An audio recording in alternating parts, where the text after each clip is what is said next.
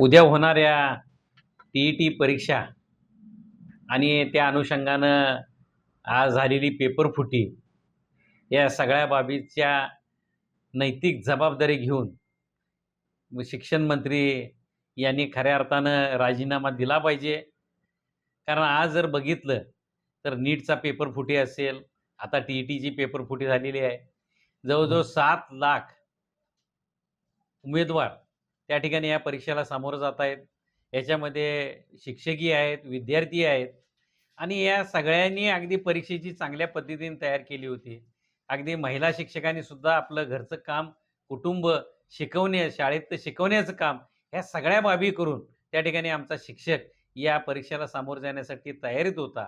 परंतु दुर्दैवानं त्या ठिकाणी पेपरफुटी झाली आणि शासनानं उद्याची परीक्षा रद्द केली.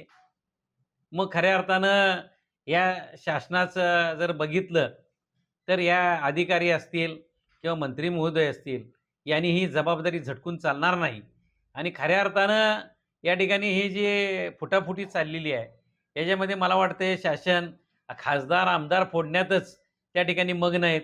त्यांचं या सगळ्या बाबीकडं लक्षच नाही असं म्हटलं तर चुकीचं होणार नाही. त्यांना त्या ठिकाणी खासदार आणि आमदार फुटले की आपलं काम झालं असं वाटतंय. त्यामुळं पेपरफुटी जी होती आहे ही पेपरफुटीसुद्धा त्या ठिकाणी कुठंतरी आटोक्यात आणण्याचं काम खऱ्या अर्थानं होत नाही. नीटच्या पेपरफुटी झाली, अद्यापही त्याच्यावरती कुठल्याही प्रकारची ठोस कारवाई झालेली नाही. तरुणाई म्हणजे जेनझी म्हणतो ती या ठिकाणी मोठ्या अंकेनं जंतर मंतर या ठिकाणी आंदोलन करतोय, परंतु त्यांच्या आंदोलनाची कुठलीही दखल शासनाकडून घेतली जात नाही. म्हणजे शासन इतकं निर्डावलेलं आहे की त्या ठिकाणी शासनावरती कुठलाही परिणाम होत नाही. त्यामुळं आज खऱ्या अर्थानं आज जर बघितलं तर आमच्या शिक्षकांच्यामध्ये नैराश्याचं वातावरण पसरलेलं आहे. त्यांनी जी केलेली तयारी आहे ही तयारी त्या ठिकाणी आपसुकच त्या ठिकाणी वाया गेलेली आहे आणि या सगळ्या बाबीला कोण जबाबदार असेल तर तो शिक्षण मंत्री जबाबदार आहे.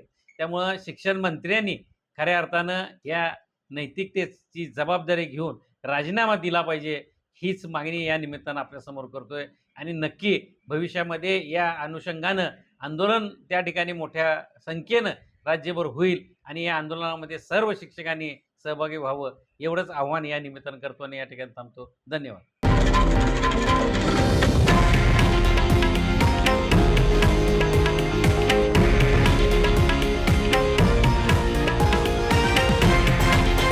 हे आहे देशातील नंबर 1 न्यूज नेटवर्क आणि आपण पाहत आहात TV9 मराठी, एकमेव.